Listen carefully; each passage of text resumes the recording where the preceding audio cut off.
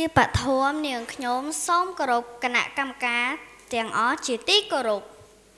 សូមគោរពលោកគ្រូអ្នកគ្រូមាតាបិតានិងសិស្សានុសិស្សទាំងអស់ជាទីគោរពស្រឡាញ់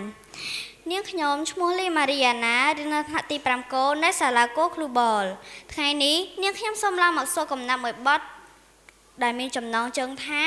តម្លៃនៃពេលវេលាដកស្រង់ចេញពីសៀវភៅភាសាខ្មែរថ្នាក់ទី5ទំព័រទី124សូត្របែបក្មេងហើយអង្គងមកទាំងអង្គគ្នាស្វែងរកវិញជាតនៅក្មេងសង្វាតសូត្ររៀនកុំបែកឆ្វេងហឺហាដើរលេងអិនប្រយោជន៍